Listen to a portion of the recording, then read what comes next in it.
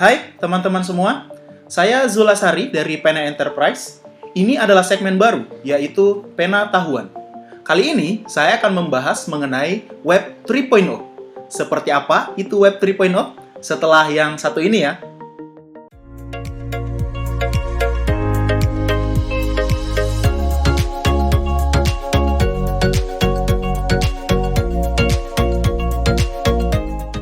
Baik, mengenai Web 3.0 ini, kita mulai membahasnya dari pengertian, pengaplikasian, dan bagaimana teman-teman semua bisa beradaptasi dengannya di masa depan. Apa itu Web 3.0? Nah, berdasarkan pengertian, Web 3.0 adalah suatu website generasi ketiga dengan machine learning yang mencoba untuk mengolah dan juga menginterpretasikan data dengan memberikan pengalaman kepada pengguna dengan lebih cerdas, lebih aman, dan tentu saja bisa memberikan pengalaman baru kepada pengguna itu sendiri. Nah, untuk memahaminya lebih jauh, teman-teman semua bisa mencari tahu dari asal mula atau sejarah web itu sendiri. Di tahun awal ditemukannya pada tahun 1990, atau yang kita kenal dengan Web 1.0 atau Web 1.0, website itu hanya diperuntukkan untuk membagikan data saja kepada pengguna, tanpa ada interaksi apapun dengan pengguna. Jadi, sifatnya hanya satu arah saja. Kita tidak bisa mengunggah apapun. Lalu berubah menjadi yang kita kenal sekarang di Web 2.0 ini. Melalui sosial media, kita bisa memposting foto, gambar, tulisan, atau apapun itu di website itu sendiri untuk sekedar membagikan kegiatan kita sehari-hari. Dengan itu, maka akan ada interaksi antara pengguna web yang tidak bisa dilakukan di web generasi pertama tadi. Di era tahun 2020-an ini, muncullah sebuah teknologi baru yang kita sebut sebagai Web 3.0. Untuk memahaminya lebih lanjut, ada 5 elemen utama dari Web 3.0, yaitu yang pertama adalah No Centralized Utility. Jaringan Web 3.0 ini dibangun di atas jaringan blockchain, yaitu suatu jaringan yang sudah terdesentralisasi, jadi tidak ada lagi yang namanya centralized utility.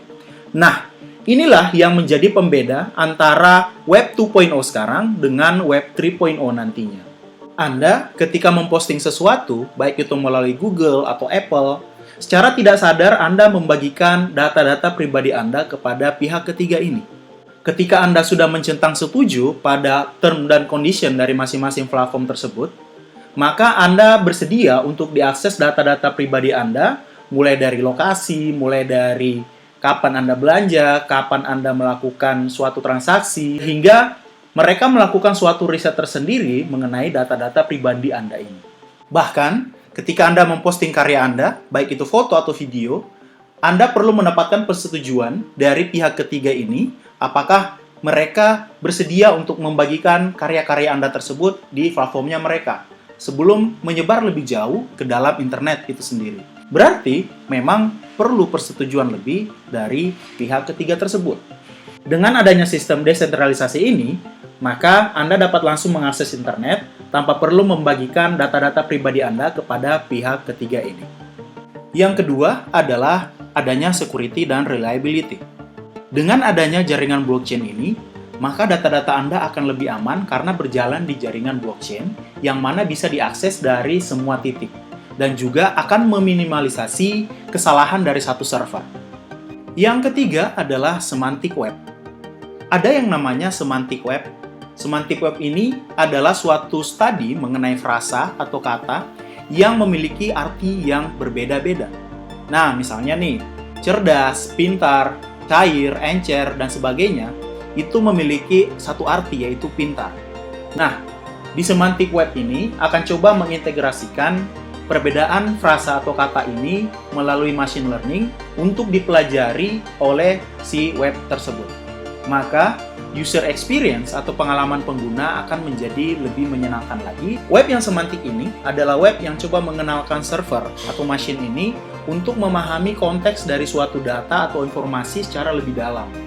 Bukan hanya lagi dari sebuah keyword atau kata kunci dalam sebuah pencarian, tetapi memahami bahkan sampai emosi-emosi yang terkandung di dalamnya. Berikutnya adalah artificial intelligence. Ketika teknologi AI ini digabungkan dengan natural language processing, yaitu gabungan antara AI, computer science, dan linguistik, atau kemampuan komputer untuk memahami bahasa manusia, maka komputer ini akan memiliki kemampuan untuk memahami bahasa seperti layaknya manusia. Dengan begitu, ia akan menghasilkan data yang lebih cepat dan akurat dibandingkan dengan komputer yang kita kenal sekarang. Teknologi yang digabungkan ini akan membuat user experience kita meningkat secara signifikan dan kita akan merasa bahwa komputer itu akan lebih manusiawi. Yang terakhir adalah dengan adanya teknologi VR atau AR yang menyajikan visual immersion secara real atau nyata. Contohnya pada Web 2.0 masih banyak menggunakan grafis 2D. Di Web 3.0 ini nantinya akan banyak menggunakan tampilan secara real menggunakan grafis 3D. Seperti pada e-commerce, game, museum virtual, dan lain-lain sebagainya. Maka akan memberikan pengalaman dan user experience lebih lagi kepada setiap pengguna. Dan VR atau AR ini akan mengintegrasikan visual 3D kepada pengguna secara lebih immerse dan mencoba untuk mengaburkan batasan-batasan antara dunia nyata dan dunia maya. Terdengar seperti metaverse kan? Memang benar bahwa Web 3.0 ini masih dalam tahap pengembangannya.